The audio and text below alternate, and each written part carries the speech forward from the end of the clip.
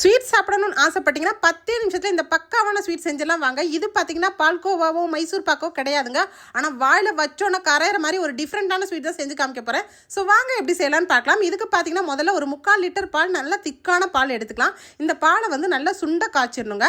எந்த அளவு திக்கான கன்சிஸ்டன்சியில் காய்ச்சிருங்களோ அந்தளவுக்கு ஸ்வீட் வந்து வேறு லெவல் டேஸ்ட்டாக இருக்கும். ஸோ அப்படியே வந்து நீங்கள் வந்து மீடியம் ஃப்ளேமில் வச்சுட்டு நல்லா வந்து பாலை நல்லா கிளறி விட்டுக்கிட்டே இருங்க. ஸோ உங்கள் பசங்க மில்க் ஸ்வீட்னா ரொம்ப லைக் பண்ணுவாங்க. நம்ம மில்க் ஸ்வீட்லாம் வந்து பேக்கரியிலலாம் வாங்கினோன்னா ரொம்பவே காஸ்ட்லியாக இருக்கும். நம்ம வீட்டில் பார்த்தீங்கன்னா ஒரு 2 பொருளை வச்சு இவ்வளோ டேஸ்ட்டான மில்க் ஸ்வீட்டை செய்யலான்னு ஆச்சரியமாக தாங்க இருக்கும். ஸோ அந்த மாதிரி டேஸ்ட்டான ஒரு பக்கவான மில்க் ஸ்வீட் தான் நம்ம எனக்கு செஞ்சிட்ருக்கோம். இது பார்த்தீங்கன்னா இப்போ பால் பாருங்கள் நல்லா சுண்ட திக்காக காய்ச்சிருச்சு. இந்த மாதிரி கன்சிஸ்டன்சி வரணும். அந்த மேலே உள்ள ஆடெல்லாம் பார்த்தீங்கன்னா அப்படி திரண்டுக்கிட்டு வரும் பார்த்தீங்களா. இந்த மாதிரி டைமில் அப்படியே அந்த ஆடைகள் எல்லாம் உள்ளே வந்து எடுத்து விட்டுருங்க. ஸோ இது வந்து கரெக்டான பக்குவம். ஸோ இதில் நம்ம அடுத்து என்ன பொருள் சேர்க்கலான்றதை பார்ப்போம். ஸோ இதில் நம்ம சேர்க்கக்கூடிய பொருள் எல்லார் வீட்லேயும் இருக்கக்கூடிய ரொம்ப சிம்பிளான பொட்டுக்கடலை தாங்க. ஸோ பொட்டுக்கடலை எல்லார் வீடுகள்லையும் இருக்கும். இது பார்த்தீங்கன்னா குட்டி டம்ளரில் 1 டம்ளர் மட்டும் பொட்டுக்கடலை எடுத்துக்கங்க. இந்த பொட்டுக்கடலையை நல்லா வந்து கிரைண்ட் பண்ணி இந்த மாதிரி நைஸாக அரைச்சி எடுத்துகிட்டு வந்துடலாம். ஸோ அவ்வளோதாங்க நம்ம சேர்க்கக்கூடிய இந்த 2 பொருள் இது தான். அதாவது பாலும் பொட்டுக்கடலையும் வச்சு தான் இந்த சூப்பரான மில்க் ஸ்வீட் செய்ய போகிறோம். இப்போ பாருங்கள் பொட்டுக்கடலை கரெக்டாக இருக்குது. இப்போ பால் பார்த்தீங்கன்னா நல்லா திரண்டு வந்துருச்சு பாருங்கள். இந்த மாதிரி திரண்டு வந்த உடனே இந்த பொட்டுக்கடலை மாவை வந்து இதோட நம்ம ஆட் பண்ண போகிறோம். நான் சொன்ன அளவுகள் கரெக்டாக வந்து ஒரு ஃபேமிலியை தாராளமாக சாப்பிட்லாங்க. ஈவினிங் உங்கள் பசங்களுக்கு ஸ்நாக்ஸ் கேட்டிங்கன்னா இந்த மாதிரி ஒரு மில்க் ஸ்வீட்டு நல்லா ஹெல்த்தியாக செஞ்சு கொடுங்க. ஸோ இதில் பார்த்தீங்கன்னா நான் கஸ்டர்ட் பவுடர் 1 ஸ்பூன் சேர்த்துருக்கேங்க. உங்களுக்கு தேவைன்னா சேர்த்துக்கலாம், அப்படி இல்லாட்டி நீங்கள் ஸ்கிப் பண்ணிக்கலாம். நான் வந்து கொஞ்சம் கலர்ஃபுல்லாக இருக்கும் அப்படின்றதுக்காக நான் 1 ஸ்பூன் வந்து கஸ்டர்ட் பவுடர் சேர்த்துருந்தேன். இதுக்கப்புறம் வந்து நம்ம 2 ஸ்பூன் வந்து நெய் சேர்த்துக்குவோம்.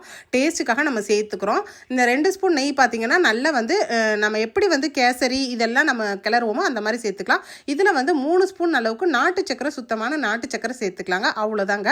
இப்போ நம்ம வந்து கிளறி விட்டுக்கிட்டே இருக்கலாம். இப்போ நம்ம கிளறி விடும் போது பார்த்தீங்கன்னா இதில் அதிகமாக நெய்யெல்லாம் தேவைப்படாது. ரொம்ப நெய்யெல்லாம் நம்ம தேவையில்லை. 2 ஸ்பூன் நெய் மட்டும்தான் நம்ம சேர்த்துருக்கோம். அப்படியே வந்து ஒரு 5 நிமிஷத்துலேயே பார்த்தீங்கன்னா இது அப்படியே சுருண்டு திரண்டு வந்துடும். ஸோ இது பார்த்தீங்கன்னா பால்கோவா போல் ரொம்ப சூப்பரான ஒரு கன்சிஸ்டன்சியில் நல்லா வந்து திரண்டு இருக்கும். இதில் பார்த்தீங்கன்னா நட்ஸ் எல்லாம் நம்ம டேஸ்ட்டுக்காக சேர்க்கலாம். நட்ஸ் சேர்க்காமே கூட நீங்கள் அப்படியே சாப்பிடலாம் தாராளமாக. அவ்வளோ ஒரு டேஸ்ட்டாக இருக்குங்க.